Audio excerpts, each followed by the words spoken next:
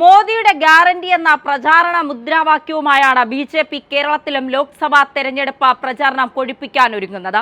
എന്നാൽ A class മണ്ഡലങ്ങൾ എന്നു കരുതിയെടുത്ത് അപ്രതീക്ഷിത സ്ഥാനാർത്ഥികളെയാണ് ബി.ജെ.പി രംഗത്തിറക്കിയത്. ഇതോടെ ബി.ജെ.പിക്ക് ത്രികോണ പോരാട്ടം നടത്താൻ ശേഷിയുള്ളത് പ്രധാനമായും 3 മണ്ഡലങ്ങളിലാണ്.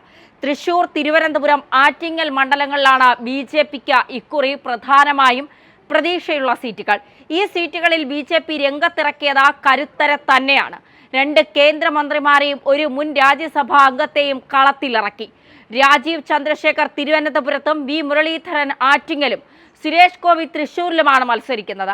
ഈ 3 മണ്ഡലങ്ങളിലാണ് താമര വിരിയുമെന്ന പ്രതീക്ഷ പ്രധാനമായി ബി.ജെ.പിക്കുള്ളത്.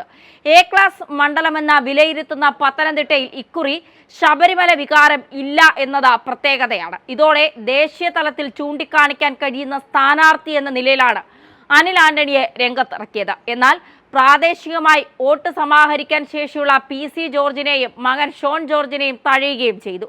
അനിലിനെ മണ്ഡലത്തിലുള്ളവർക്ക് പരിചയപ്പെടുത്തേണ്ടി വരുമെന്ന് പറഞ്ഞ പി.സി. ജോർജ് രംഗത്ത് വരുന്നത് ബി.ജെ.പി സ്ഥാനാർത്ഥി നിർണയത്തിൽ കല്ലുകടിയായി മാറി. അനിലിന്റെ അപ്രതീക്ഷിത സ്ഥാനാർത്ഥിത്വത്തിനൊപ്പം ശോഭാ സുരേന്ദ്രൻ ആലപ്പുഴയിൽ മത്സരിക്കാൻ എത്തിയതാണ് ഏറെ പ്രത്യേകത. ഇവിടെ നിലവിൽ സിറ്റിംഗ് എം.എൽ.എ എ.എം. ആരിഫാണ്. ഇവിടെ കോൺഗ്രസിൽ നിന്ന് സ്ഥാനാർത്ഥിയായിട്ടില്ല.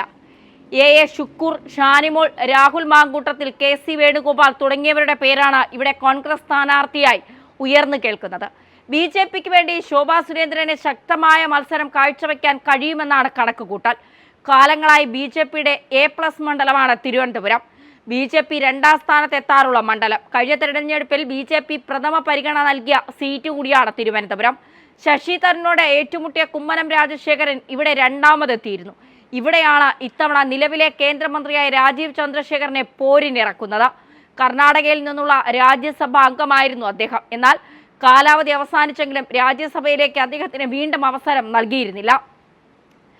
കോൺഗ്രസ് സ്ഥാനാർത്ഥിയായി ശശി തരൂർ തന്നെ എത്തുമെന്ന് ഏതാണ്ട് ഉറപ്പായ മണ്ഡലത്തിൽ LDF-ൽ CPIയുടെ ജനകീയ മുഖം പന്ന്യൻ രവീന്ദ്രനാണ് മത്സര രംഗത്തിറങ്ങുന്നത്. ഇരുവരുടെയും മികച്ച പോരാട്ടം കാഴ്ചവെക്കുന്നതിനപ്പുറം വിജയം തന്നെയാണ് ബി.ജെ.പി ലക്ഷ്യമിടുന്നത്. വീണ്ടും അധികാരത്തിലെത്തിയാൽ തിരഞ്ഞെടുക്കപ്പെട്ടാൽ കേന്ദ്രമന്ത്രിസ്ഥാനവും നൽകുമെന്ന പ്രചാരണവും ബി.ജെ.പി നടത്തിയേക്കും. നിലവിൽ NDAയുടെ സംസ്ഥാന വൈസ് ചെയർമാനാണ് രാജീവ് ചന്ദ്രശേഖർ. നൈപുണ്യ വികസന, സംരംഭകത്വം, ഇലക്ട്രോണിക്സ് ആൻഡ് ഇൻഫർമേഷൻ ടെക്നോളജി വകുപ്പുകളുടെ സഹമന്ത്രിയായ രാജീവ് ചന്ദ്രശേഖർ കർണാടകത്തിൽ നിന്നുള്ള രാജ്യസഭാ അംഗമാണ്. ബി.ജെ.പിയുടെ ദേശീയ വക്താവും NDAയുടെ കേരള ഘടകം വൈസ് ചെയർമാനായും പ്രവർത്തിച്ചിട്ടുണ്ട്. 2016 മുതൽ 2018 വരെ കർണാടകയെ പ്രതിനിധീകരിച്ച സ്വതന്ത്ര രാജ്യസഭാ അംഗമായിരുന്നു. 2018-ൽ അദ്ദേഹം ബി.ജെ.പിയിൽ ചേർന്നു. അഹമ്മദാബാദിലാണ് ജനനം. മാതാപിതാക്കൾ മലയാളികളാണ്. കഴക്കൂട്ടം, വട്ടിയൂർക്കാവ്, തിരുവനന്തപുരം, നേമം, പാറശാല, കോവളം, നെയ്യാറ്റിൻകര എന്നീ നിയമസഭാ മണ്ഡലങ്ങൾ ഉൾപ്പെടുന്നതാണ് തിരുവനന്തപുരം ലോക്സഭാ മണ്ഡലം. ഇതിൽ കോവളം മണ്ഡലം മാത്രമാണ് നിലവിൽ UDF-ന്റെ കൈവശമുള്ളത്. ഇതാണ് LDF-ന്റെ പ്രതീക്ഷ. കേന്ദ്രഭരണം ലഭിച്ച ശേഷം നടന്ന തിരഞ്ഞെടുപ്പുകളിൽ മണ്ഡലത്തിലെ വോട്ട് വീതത്തിൽ തുടർച്ചയായി വർധനയുണ്ടാക്കിയത് ബി.ജെ.പിയുടെ ആത്മവിശ്വാസം വർദ്ധിപ്പിക്കുന്നു. ഹൈന്ദവ വോട്ടുകളും സമുദായ സംഘടനകളുടെ പിന്തുണയുമാണ് ബി.ജെ.പിയുടെ മണ്ഡലത്തിലെ ശക്തി.